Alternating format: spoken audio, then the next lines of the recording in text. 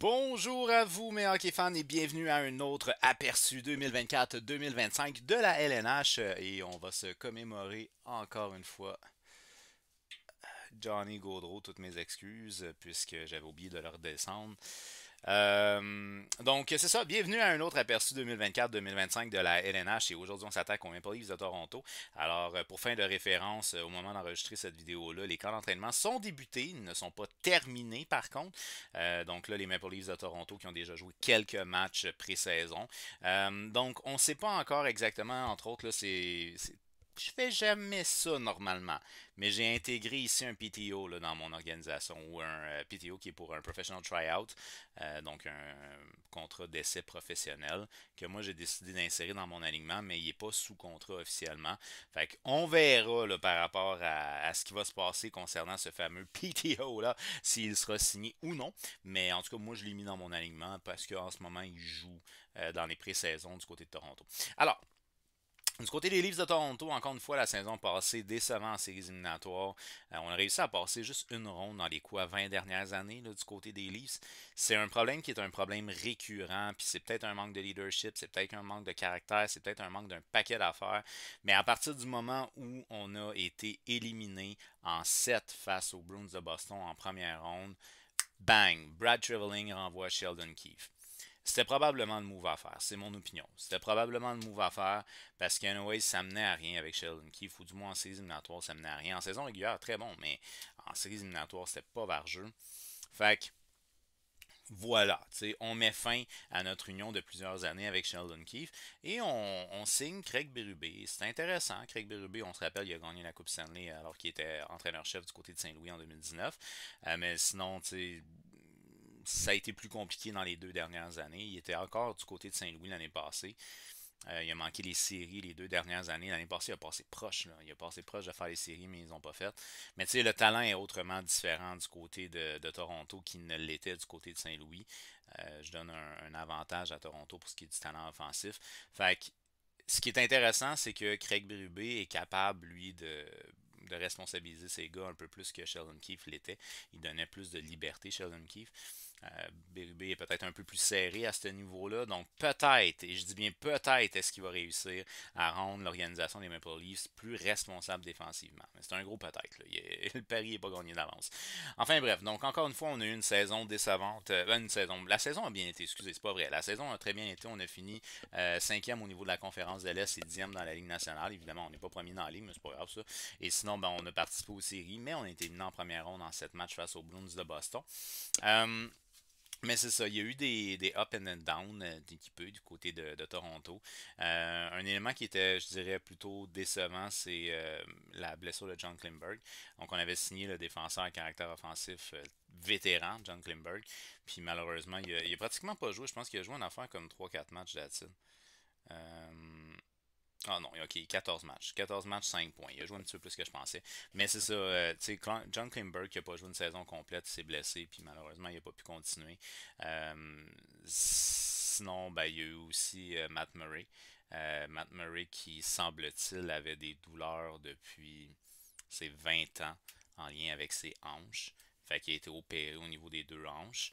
Puis, c'est ce qui fait que finalement, je sais pas si j'avais gardé. Ouais, j'ai gardé ses statistiques. Ce qui fait que finalement, l'année passée, il a joué juste 3 matchs avec les Marlies dans la Ligue américaine. En 3 matchs, il a 4,03 de moyenne, 846 d'efficacité. 30 ans pour ce qui est de Matt Murray. Mais c'est ça, on ne l'a pas vu de la saison finalement à cause de sa blessure puis l'opération qui a suivi. Fait que bref, il y a eu des éléments comme ça qui étaient peut-être des éléments un petit peu plus dommages. Saison décevante aussi pour l'attaquant Tyler Bertuzzi.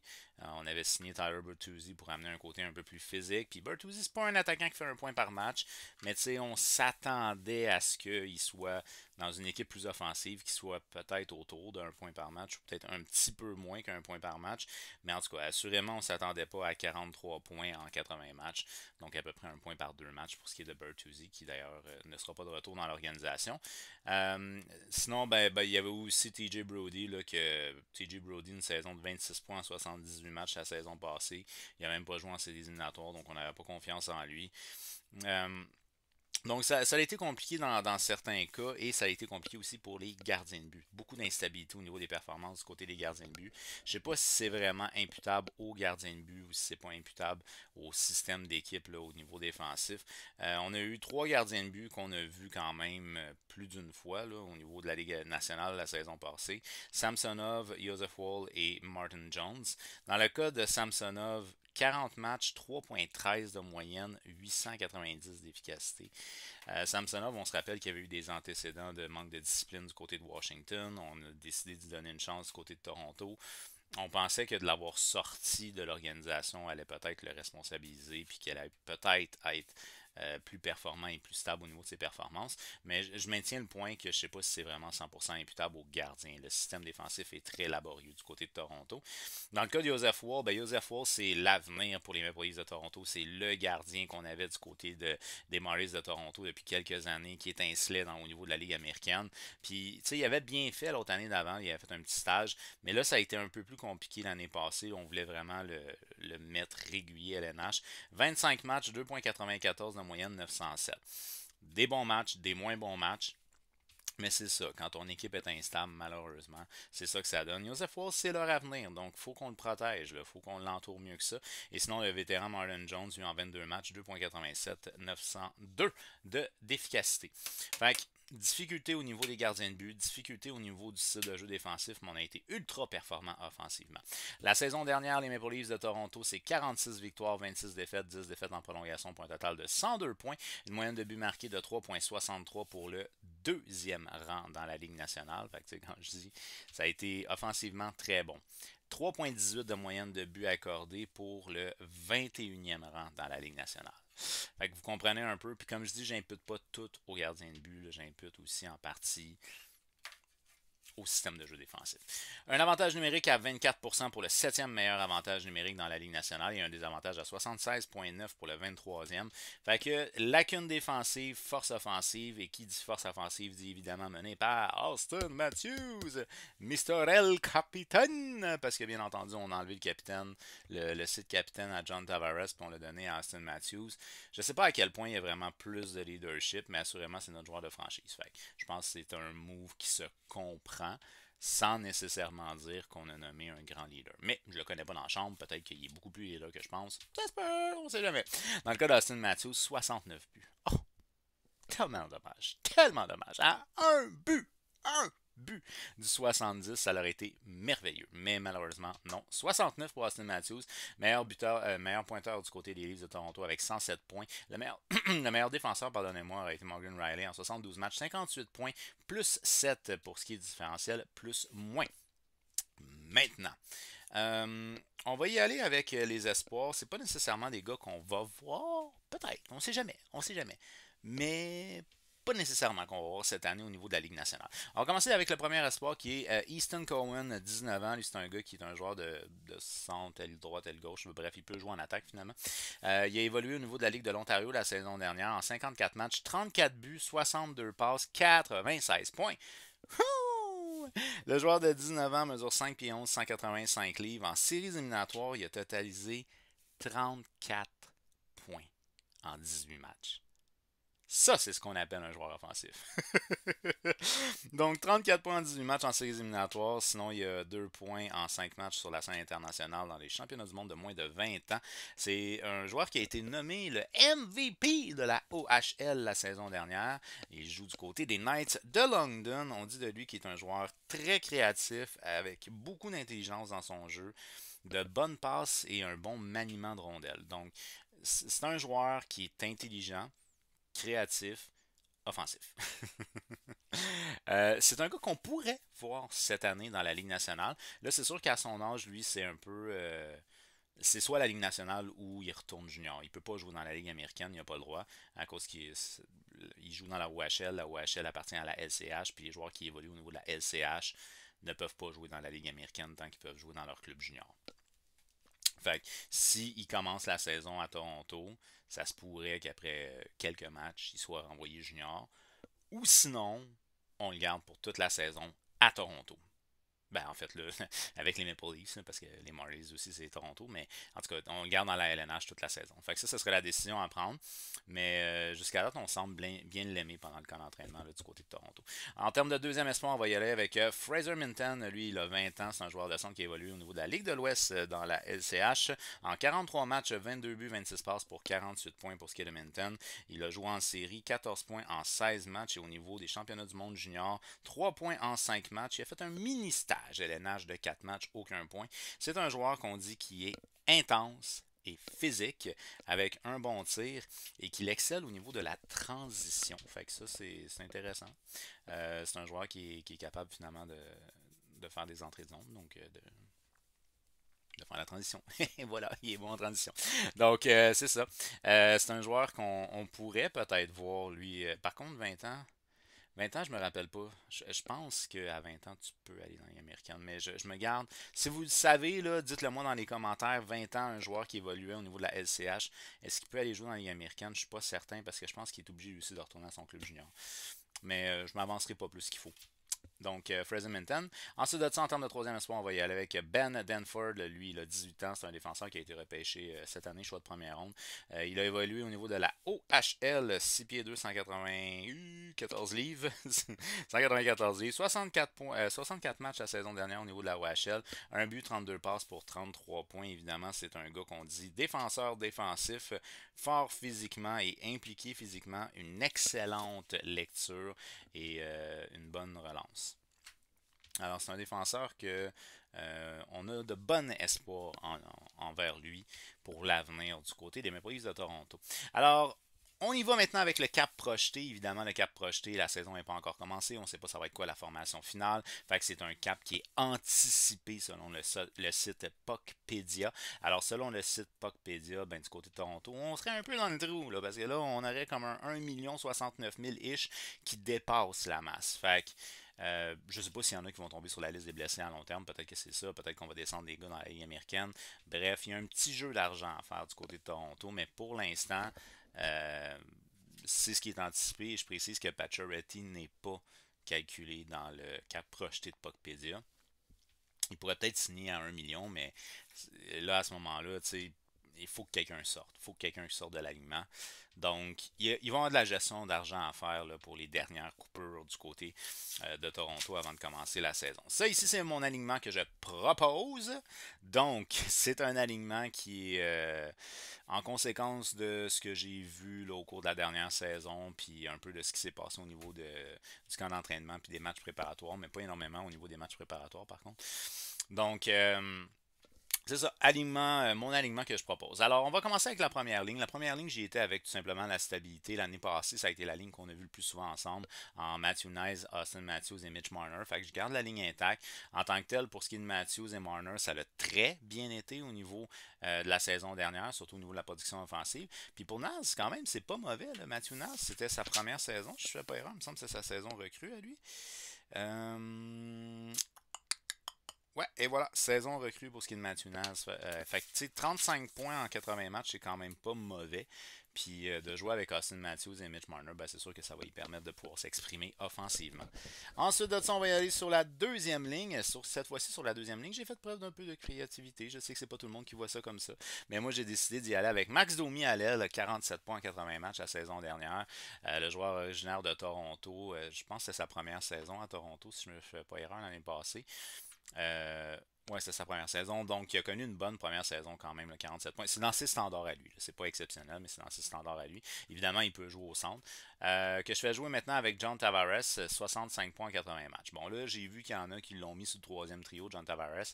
Ça peut être une idée aussi, là, je veux dire, dans le sens que tu peux avoir à ce moment-là trois trios qui vont avoir un impact offensif. Dans le cas de Tavares, lui, c'est un large ralentissement quand même. 65 points en 80 matchs. Je ne sais pas à quel point y avoir enlevé le C va être bénéfique pour lui non plus. On verra bien, là, mais j'espère pour lui que ça va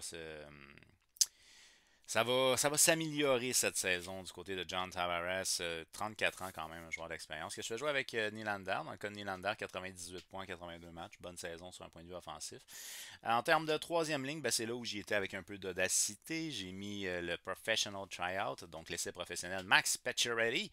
Max Pacioretty, 47 matchs la saison dernière, 23 points du côté de Washington. Dans son cas à lui, compliqué, hein, compliqué, souvent blessé. C'est un joueur qui est un marqueur né, mais de séquence. Donc, d'avoir un marqueur en profondeur dans ta formation, je pense que c'est pas mauvais, surtout s'il accepte de signer pas trop cher. Énormément d'expérience du côté de Max Pacioretty. Du côté du Canadien de Montréal pendant plusieurs années, du côté de Vegas, du côté de ben là, Washington, ça n'a pas été très long. Mais bref, un gars qui a beaucoup d'expérience puis un fin compteur quand il est dans sa bonne séquence. Que je joue avec John Crock, lui, c'est 21 points, 52 matchs du côté de Toronto la saison dernière. Et Robertson, lui aussi, il me semble que c'est sa première saison l'année passée. Si je fais pas erreur. 27 points, 56 matchs. Pas mauvais quand même pour ce qui est de Robertson. Lui, il se bat vraiment pour une place dans la formation en ce moment-là pour ce qui est de Robertson.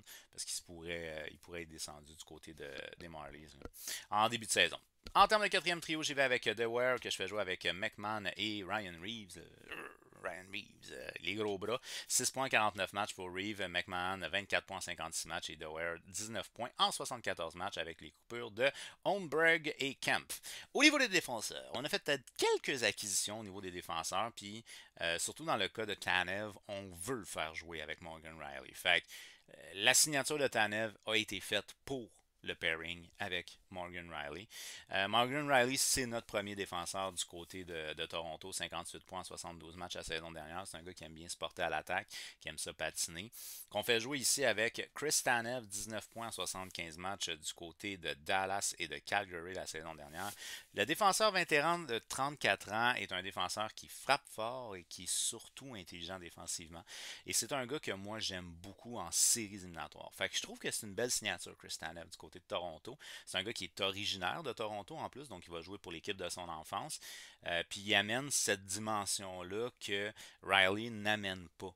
Fait que ça fait quelque chose qui peut être plus complet au niveau de notre premier pairing. Je vois en ça un bon premier pairing dans la LNH. C'est sûr, c'est pas Devante Kelmakar, mais c'est un bon quand même premier pairing dans la LNH. En termes de deuxième pairing, maintenant, on va y aller avec le défenseur vétéran Oliver Hickman-Larson, 32 points en 80 matchs la saison dernière du côté de la Floride. Pour ce qui est de Hickman-Larson, que je joue avec Jake McCabe, lui c'est 28 points, 73 matchs. McCabe quand même 30 ans. C'est un défenseur d'expérience. Hickman-Larson, même chose. 33 ans, je ne fais pas erreur, Ekman Larson. Ekman Larson, c'est un défenseur qui patine beaucoup, McCabe un peu moins, plus responsable dans son jeu. Ça peut donner comme une balance offensive-défensive, un peu comme notre premier duo. Fait que ça peut être intéressant. Ça peut être intéressant. Il a bien fait l'année passée. Ça a été compliqué du côté de Vancouver pour Ekman Larson. Ça l'a relativement bien été du côté de la Floride la saison dernière. Champion de la Coupe Stanley d'ailleurs, faut-il le rappeler, il y a la bague. Donc, c'est ça, c'est un ajout qui peut être intéressant. Si la chimie pogne avec McCabe, ça serait vraiment intéressant. Et en termes de troisième pairing, on y va avec Benoît. Benoît, lui, il a 26 ans, si je ne me trompe pas. Ouais, exact, 26 ans. 5 points, 64 matchs la saison dernière. Et Liljegren, 55 matchs la saison dernière, 23 points. C'est un défenseur, lui, qui bouge un petit peu plus, là, qui provoque un peu plus offensivement. Tandis que Benoît, il est un peu plus stay at home. Mais c'est ça, c'est un pairing un petit peu plus jeune. Lindgren, lui, il a 25 ans. Ensuite de ça, en termes de scratch, j'y étais avec Timmins, 26 ans, 25 matchs la saison dernière du côté de Toronto. Et Akanpa, qui évoluait du côté de Dallas la saison dernière, un défenseur d'expérience, 32 ans, 12 points en 64 matchs pour ce qui est de Akanpa. Maintenant, au niveau des gardiens de but, ben là, on a eu des changements. Hein? Samsonov n'est pas de retour. Matt Murray, je verrai bien. Matt Murray, comme j'ai mentionné en début de vidéo, il avait été opéré aux hanches. Il a joué juste 3 matchs dans la Ligue américaine l'année passée. Ça se peut que ce soit notre partant du côté des Marlies, comme ça se peut que non. Je ne sais pas comment les choses vont se passer. Martin Jones qui est parti. Donc, Jones, Samsonov sont partis. Moi, je les ai remplacés. Bien, évidemment, Stollard. Stollard, ça, c'est juste coulé dans le béton. C'est sûr qu'il est dans la Ligue nationale. Puis, je l'ai remplacé par Hildeby. Donc, on va commencer avec Joseph Woll. Ben, Joseph Woll, c'est notre gardien de but d'avenir du côté de Toronto. Il est âgé de 26 ans. En 25 matchs la saison dernière avec les Maple Leafs, il y a une moyenne de buts encaissés de 2,94 et de 907. Mais si Craig Berube est capable de mettre sa patte sur cette organisation-là, il est responsabilisé un peu défensivement. Dans le cas de Joseph Woll, là, son avenir va être prospère, même à Toronto. Mais il faut que l'équipe se resserre défensivement, sinon ça va être comme l'année passée, c'est-à-dire des très bons matchs, des matchs plus faibles, puis c'est up and down, up and down, up and down, up and down. Mais ça a été compliqué pour les trois gardiens l'année passée, puis c'est pas pour rien. Là. En termes de deuxième gardien de but, bon, il va avec Stollard, lui en 27 matchs du côté de la Floride. 2,03 de moyenne, 925. Ça sera pas la même chose à Toronto, sauf si Berube met sa main, système défensif, blablabla. Donc, je m'attends à une baisse au niveau de ses statistiques, mais il reste que c'est un gardien de but qui a très bien fait du côté de la Floride l'année passée. Évidemment, il était arrière Bobrovski, qui est vraiment un gardien numéro un. Tandis que là, il peut peut-être voir un petit peu plus de hockey cette année parce que si Joseph Woll est encore instable, ben, on va peut-être essayer de partager le filet, faire un petit tandem là, de ce côté-là. Et en termes de troisième gardien de but, ben là, moi, j'y étais avec Dennis Hildeby. Dennis Hildeby, lui, évoluait au niveau de la Ligue américaine la saison dernière en 41 matchs, 2,41 de moyenne, 913 d'efficacité avec les Marlies. 23 ans pour ce qui est de Hildeby. C'est un gardien de but qu'on pourrait peut-être voir. Mais d'après moi, on va plutôt opter pour Matt Murray si on a besoin de faire un rappel. Matt Murray qui théoriquement devrait commencer dans la Ligue américaine parce qu'on a déjà nos deux gardiens assurés LNH là, en Woll et Stollard. Fait que c'est une organisation honnêtement qui n'a pas changé énormément de choses. Par contre, moi je sens que c'est une organisation qui essaye de faire les pas dans la bonne direction pour aller plus loin qu'une première ronde dans ces éliminatoires. Oui, on a passé la première ronde il y a quelques années, là, il y a 2 ans je pense, mais c'est tough. C'est tough, les séries éliminatoires du côté de Toronto. Berube est un peu en dessous de 500 en séries éliminatoires, fait que ça donne une chance sur deux de gagner, c'est quand même pas si mal. Jordan Keefe, c'est un peu moins reluisant, ça fiche en série. Euh, Puis c'est ça, je trouve que l'addition de Tanev est super intéressante, touche du bois, faut qu'il reste en santé. L'addition de Tanev, pour moi, elle est super intéressante. J'aimerais voir un joueur d'expérience en Pacioretty, mais là, on va avoir des décisions à prendre au niveau du cap, là, parce que ça ne rentrera plus. Là. Mais j'aimerais voir un joueur vétéran comme Pacioretty dans la formation. C'est un gars qui peut jouer défensivement, Pacioretty, il est responsable. Donc, tu sais, je pense qu'on a fait les bons moves pour s'améliorer. Sauf que là, il faut vraiment qu'on responsabilise notre équipe parce que Wall et Stollard, je pense pas qu'on est solide au niveau de la position de gardien. Ça sera pas Connor Hellebuck qui peut sauver le cul de l'organisation. Là. Ça sera pas ça en ces deux gardiens de but. Fait que, moi, d'après moi, je pense que Craig Berube est capable de responsabiliser cette organisation-là. Puis si cette organisation-là s'améliore au niveau de son style de jeu défensif, c'est déjà une puissance offensive, c'est déjà une puissance en avantage numérique. C'est une équipe qui s'en va pas seulement en série, qui s'en va même dans le carré d'as. Voilà! Alors, si vous voulez, vous pouvez ne pas être d'accord avec moi, c'est bien correct. Faites-le moi savoir au travers des commentaires. Est-ce que vous pensez que les Maple Leafs, c'est une organisation qui s'est améliorée comme moi, ou est-ce que vous pensez que bah, plus ça change, plus c'est pareil, on va sortir en première ronde encore une fois cette année? Eh bien, faites-le moi savoir au travers des commentaires. On n'oublie pas, on donne un petit j'aime à la vidéo et on la partage pour être un maximum de hockey fans de jaser de hockey parce que la saison commence bientôt. Ouais! Et il y a d'autres aperçus qui s'en viennent encore pour la saison 24-25 de la LNH. Fait que, on active la petite cloche. Mais sur ça, ben, je vous dis un gros merci d'avoir regardé ma vidéo et on se revoit très bientôt.